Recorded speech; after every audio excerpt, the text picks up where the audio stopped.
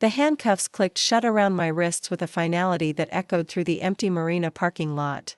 I didn't resist, didn't speak, didn't even flinch as Detective Morrison read me my rights in that monotone voice cops perfect after years of practice. The metal was cold against my skin, but not as cold as the look in his eyes when he'd found me sitting on the pier bench at 3 a.m., waiting. Before we jump back in, tell us where you're tuning in from, and if this story touches you, make sure you're subscribed, because tomorrow, I've saved something extra special for you. Cassandra Reid, you're under arrest for the murder of Thomas Blackwood, he said, his breath forming small clouds in the October air. You have the right to remain silent. I already was silent. Had been for the past 6 hours, ever since I'd placed that anonymous call reporting a body at Pier 47. Ever since I'd walked away from everything I thought I knew about justice, about loyalty, about the thin line between right and wrong that I'd spent 12 years defending. The other officers moved around us like shadows, their flashlights cutting through the pre-dawn darkness as they secured the scene. Crime scene tape fluttered in the harbor breeze, yellow plastic marking off another piece of broken dreams.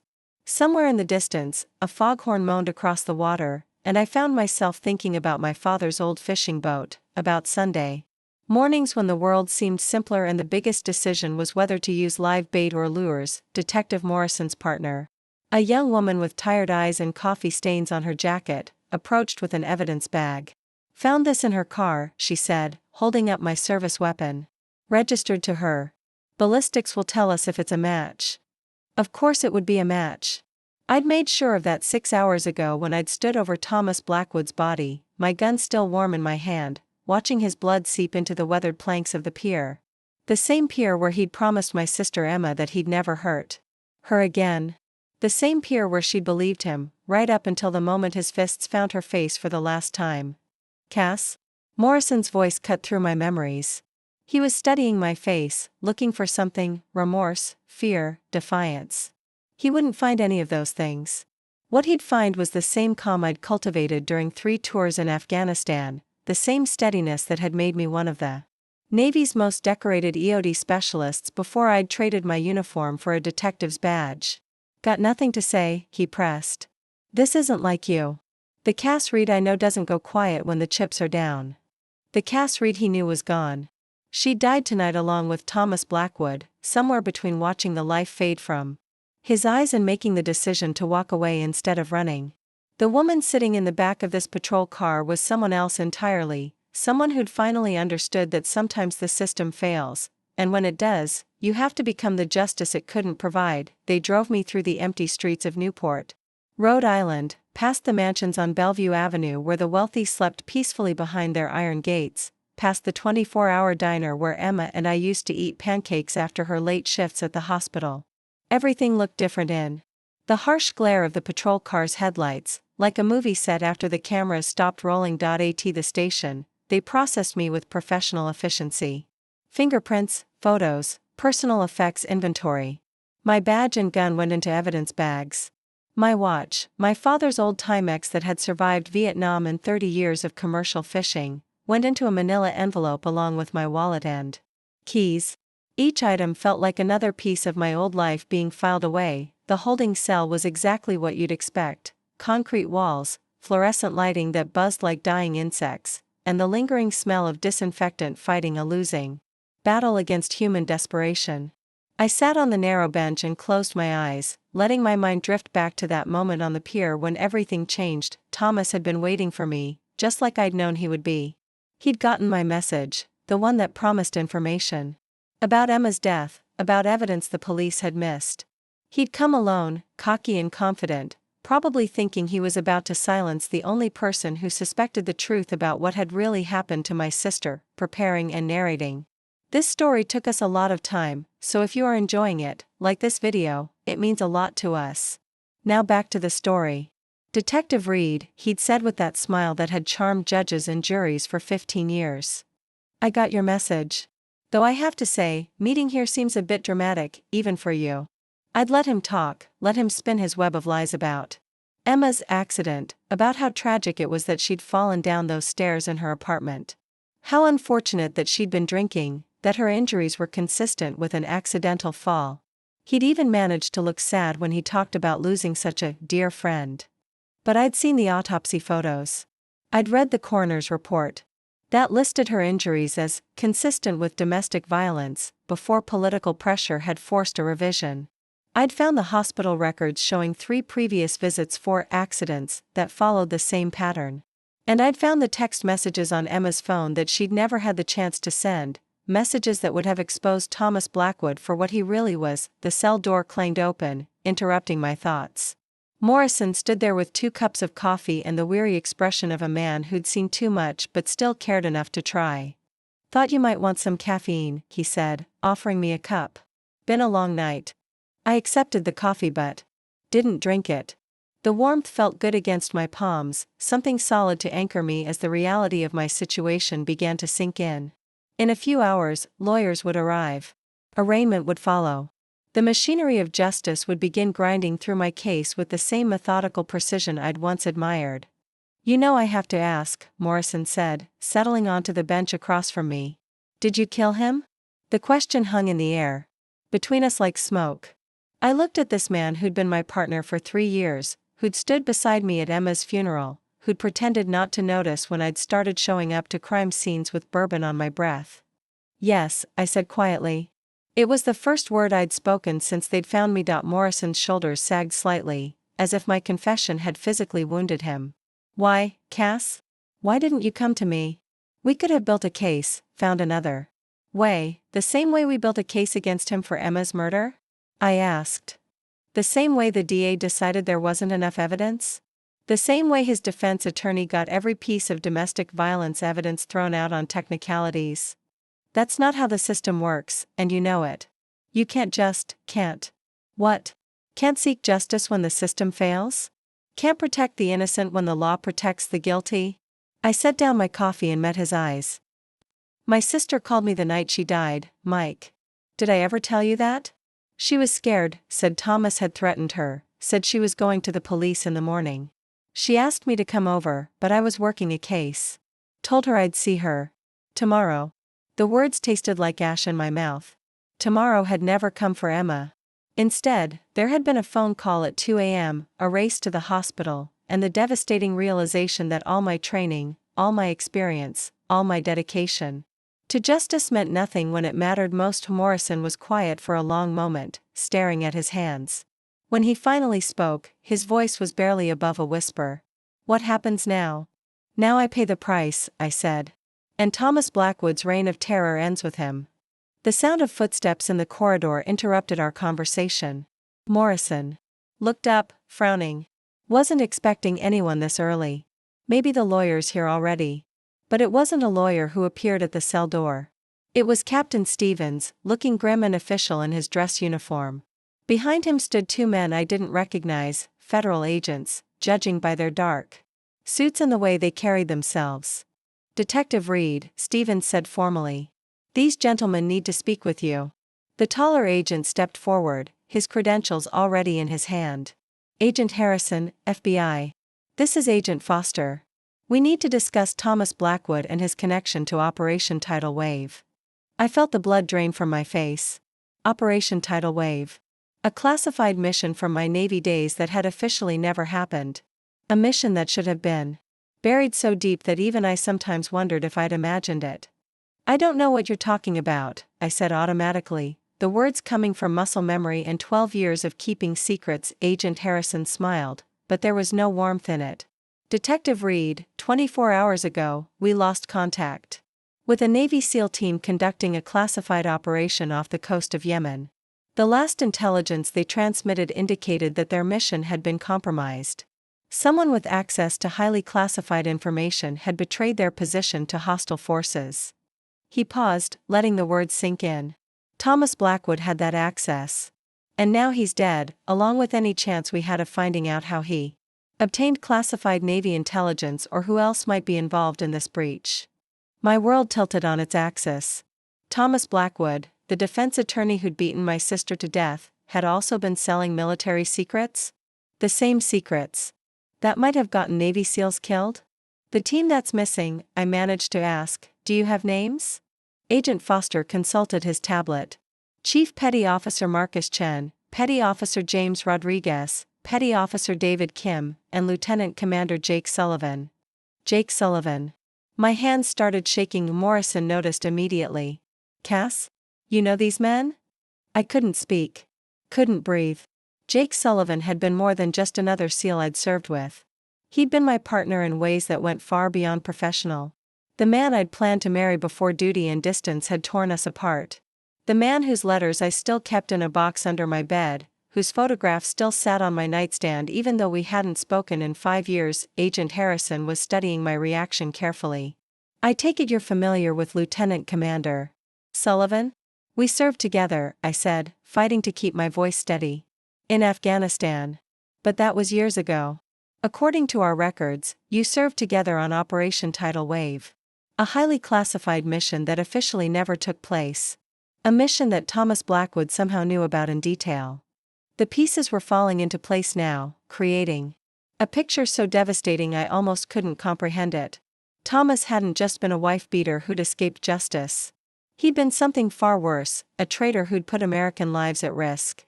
And Jake, the only man I'd ever truly loved, was missing because of it. Detective Reid, Agent Harrison continued, we need to know everything about your relationship with both Thomas Blackwood and Lieutenant Commander Sullivan. And we need to know it now. Because in approximately 6 hours, a Navy SEAL team is going to attempt a rescue operation, and your cooperation might be the only thing that brings our people home alive. I looked at Morrison, at Captain Stevens, at these federal agents who'd just turned my world upside down. 6 hours ago, I'd thought I was ending a chapter of my life by killing the man who'd murdered my sister. Now I was learning that the story was far more complex than I'd ever imagined, and somewhere in the hostile waters off Yemen, Jake Sullivan and his team were running out of time. I'll tell you everything, I said, my voice gaining strength with each word. But I want something in return. Agent Harrison raised an eyebrow. You're hardly in a position to negotiate, Detective.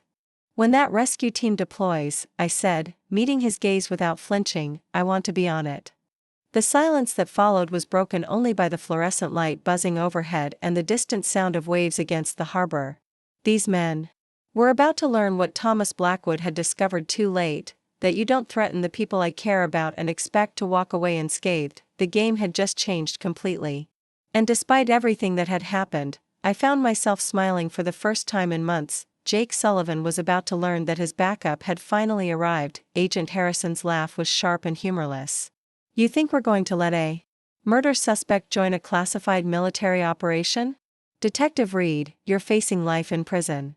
Then you'll face explaining to 4 families why their sons and husbands didn't come home, I replied, standing slowly in the cramped cell.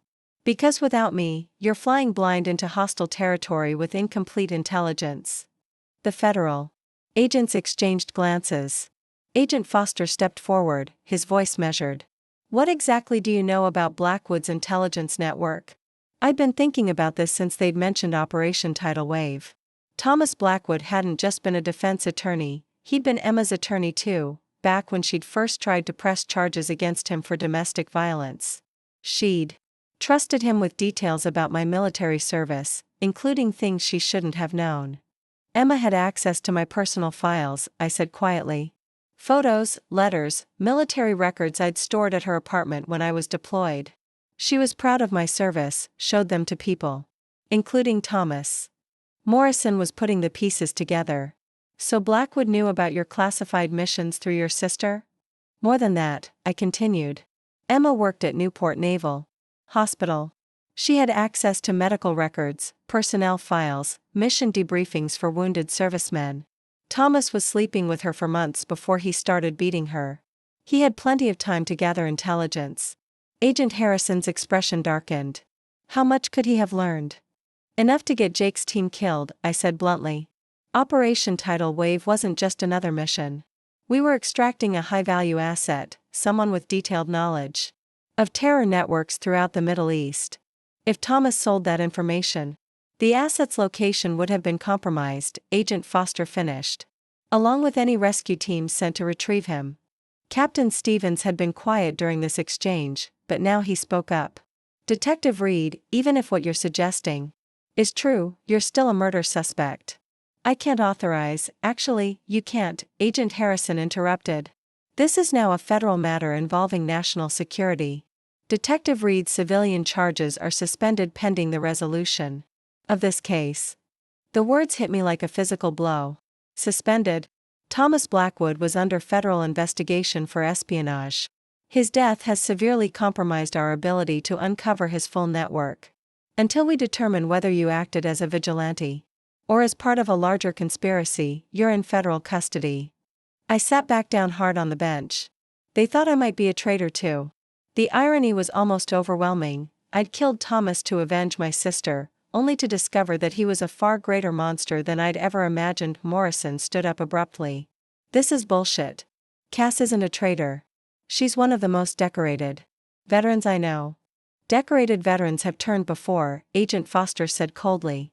Aldrich Ames, Robert Hansen, Bradley Manning, don't you dare compare her to those bastards, Morrison snapped. I held up a hand to stop the argument. It doesn't matter what they think of me. What matters is getting Jake and his team home. I looked directly at Agent Harrison. You need me because I know how Thomas operated, how he gathered intelligence, and what he might have sold. But more importantly, I know Jake Sullivan better than anyone in this room. I know how he thinks, how he fights, how he survives. Agent Harrison studied me for a long moment. And in return? In return, you get the truth about Thomas Blackwood's network, complete cooperation in your investigation, and the best chance of bringing those SEALs home alive. The silence stretched between us like a taut wire. Finally, Agent Harrison nodded to his partner. We'll need to make some calls. They left me alone with Morrison and Captain Stevens. The weight of everything that had happened in the past 8 hours was beginning to settle over me like a heavy blanket.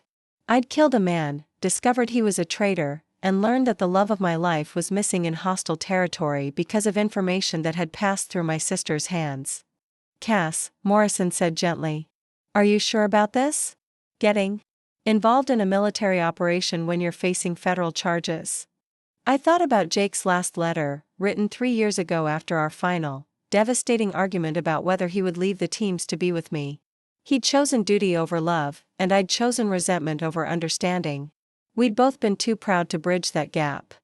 Mike, if Jake dies because I didn't do everything possible to save him, I'll never forgive myself.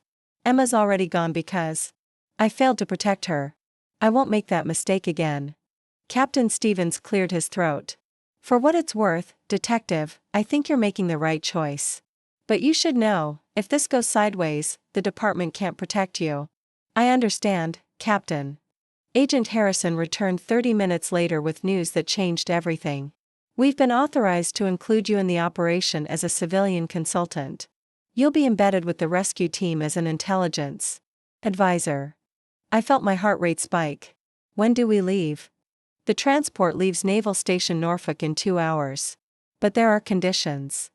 His expression was granite hard. You'll be accompanied by a federal marshal at all times. Any deviation from mission parameters, any hint that you're compromised, and you'll be detained immediately. Understood. And Detective Reid? If Lieutenant Commander Sullivan is dead, if this rescue mission fails, you'll be held responsible for any intelligence Thomas Blackwood obtained through your negligence. The threat was clear, but I'd moved beyond caring about my own fate. Agent Harrison, if Jake Sullivan is dead, holding me responsible will be the least of your problems. The flight to the forward operating base took 14 hours, most of which I spent studying satellite images and intelligence reports about the area where Jake's team had gone missing. The coastline of Yemen was a maze of coves, caves, and ancient fortifications that had sheltered pirates and smugglers for centuries. Perfect terrain for hiding hostages, or for setting ambushes. Chief Warrant Officer Sarah Martinez, the SEAL team leader assigned to the rescue operation, briefed me during the flight. She was compact and efficient, with the kind of confidence that came from years of life-or-death operations. Your boyfriend's team was extracting Dr. Hassan Mahmoud, a Syrian intelligence officer who'd been providing information about ISIS networks, she explained, pointing to the satellite images. They were supposed to be in and out in under 4 hours. Instead, they walked into a trap. Jake's not my boyfriend, I corrected automatically. Martinez raised an eyebrow. Sorry. Your ex-boyfriend who you're risking federal prison to save. I didn't have a good response to that, so I focused on the mission details. What kind of trap? Best guess? Mahmoud was a double agent, feeding information to both sides. When Sullivan's team arrived at the extraction point, they found 30 armed hostiles waiting for them instead of one grateful defector. The image she painted was brutal.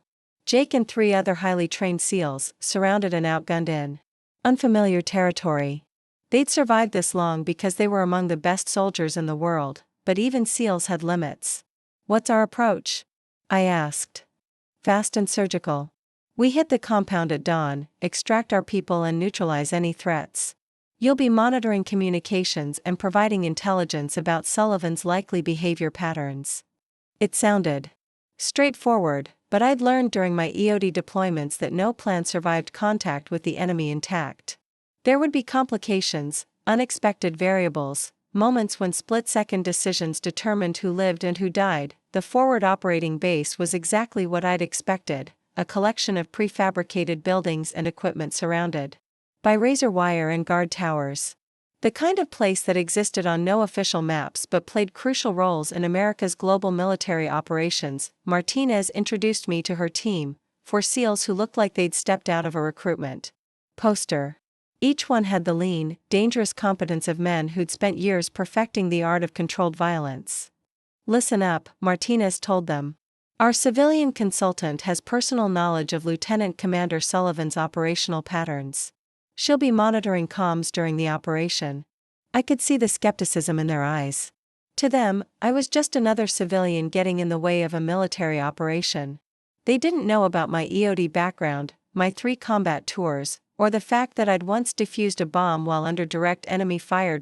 We launched the operation at 0300 hours, approaching the target compound in rigid hull inflatable boats under cover of darkness. The intelligence was solid. Thermal imaging showed 4 heat signatures in the basement of a fortified building overlooking the harbor.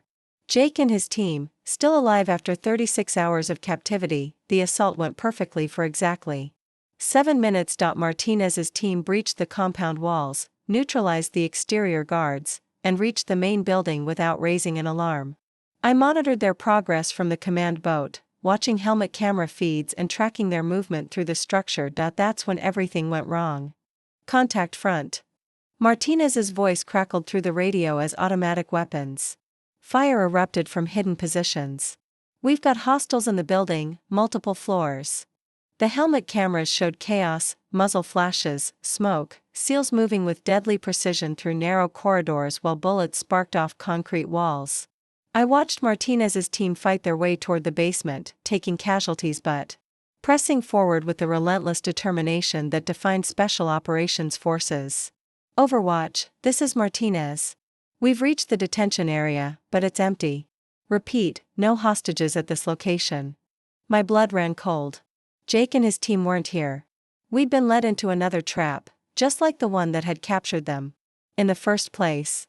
Martinez, you need to extract now, I said into my radio. This is a setup. Negative. We're not leaving without our people. That's when I heard it, a faint transmission on an emergency frequency, barely audible through the static. Jake's voice, using a code we'd developed during our time together in Afghanistan. Lighthouse keeper, this is fishing boat. Packages at the old pier, say again, packages at the old pier. I grabbed the radio operator's shoulder. That's Sullivan. He's alive, and he's telling us where they really are. The old pier was code for a secondary extraction point we'd used during joint operations years ago. Jake was telling us that his team had escaped their captors and reached an alternate location. Martinez, abort current mission. Hostages have escaped to secondary location, coordinates to follow. What happened next was the kind of operation that gets written about in classified after-action reports. Martinez's team extracted under fire, fighting their way back through the compound while I coordinated with naval assets to redirect to Jake's actual location. We found them 2 hours later, for battered SEALs defending a rocky outcropping against a dozen remaining hostiles. Jake had been shot in the shoulder, Rodriguez had a broken leg, and all of them were running low on ammunition. But they were alive, and they were fighting. The rescue itself was almost anticlimactic after everything that had led up to it. Close. Air support scattered the remaining hostiles. Martinez's team secured the perimeter, and Navy corpsmen provided immediate medical attention to the wounded. I didn't see Jake until we were back on the command ship, where he was being treated in the medical bay. 12 years of military service, 3 deployments, and more close calls than I could count, but he still looked like the man I'd fallen in love with during that long, dangerous summer in Kandahar. He was conscious when I entered the medical bay, his shoulder wrapped in fresh bandages and an 4 drip running into his arm. When he saw me, his expression went through a series of rapid changes: surprise, confusion, and something that might have been relief. "Cass? What the hell are you doing here?" I sat down in the chair beside his bed, suddenly exhausted by everything that had happened in the past 48 hours. "Long story. How are you feeling?" "Like I got shot and spent 2 days tied up in a terrorist hideout," he said with a wry smile. "But I'll live. Thanks to you, apparently. Martinez told me you identified our emergency transmission." "You always were too clever for your own good with those codes," I said. "Remember Kandahar, when you convinced that army unit that we were ice cream vendors?" He laughed, then winced as the movement pulled at his shoulder. "Different times. What happened to you, Cass?" "Last I heard, you were a detective in Rhode Island, living the quiet civilian life you always wanted." How do you tell someone that you've become a killer? That the quiet life he thought you wanted had turned into a nightmare of violence and loss? That you discovered depths of rage and desperation you'd never known existed? "It's complicated," I said finally. "Let's just say that civilian life wasn't as peaceful as I'd hoped." Jake studied my face with the same intensity he'd once used to read terrain maps and threat assessments. "This has something to do with why you were involved in the rescue operation, doesn't it? This isn't just professional." Before I could answer, Agent Harrison appeared in the doorway. "Detective Reid, we need to talk." I stood up, knowing that my brief respite from reality was over. There would be debriefings, investigations, legal proceedings. The federal charges hadn't disappeared just because the rescue mission had succeeded. "Jake, I have to go. But I'm glad you're safe." He caught my hand as I turned to leave, his grip warm and familiar despite everything that had changed between us. "Cass, whatever trouble you're in, whatever happened back home, we'll figure it out. We always do." I squeezed his hand once, then let go. "Take care of yourself, Jake. Stay safe."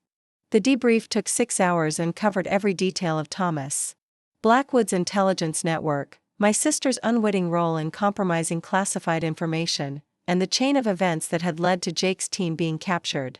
Agent Harrison was thorough but fair, clearly relieved that the rescue mission had succeeded without exposing additional intelligence assets. "Detective Reid," he said as we concluded the session, "based on your cooperation and the successful outcome of this operation, the Justice Department is prepared to offer you a plea agreement." I looked up sharply. "What kind of agreement?" "Voluntary manslaughter, 5 years federal prison, eligible for parole in 30 months. Given your military service and cooperation in this matter, you'd likely serve your time at a minimum security facility. 5 years.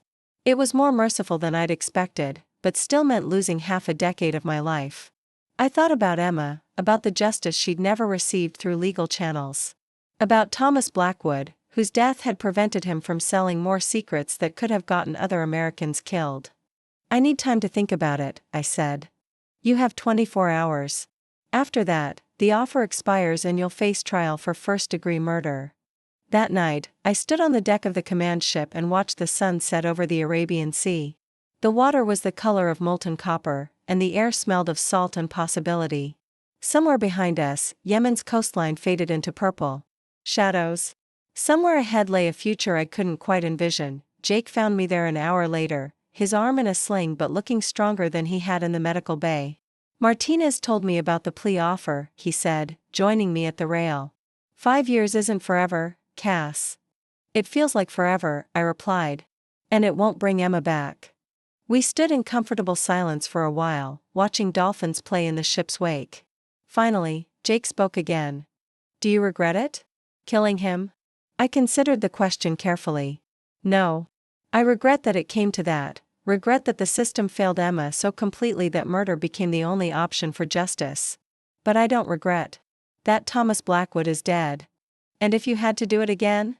I'd do it the same way." But I'd be smarter about covering my tracks. Jake laughed softly. That's my Cass. Always practical, even about felonies. I'm not your Cass anymore, I said gently. That woman died the night Emma did. Maybe. Or maybe she just went underground for a while, like we did in that cave complex.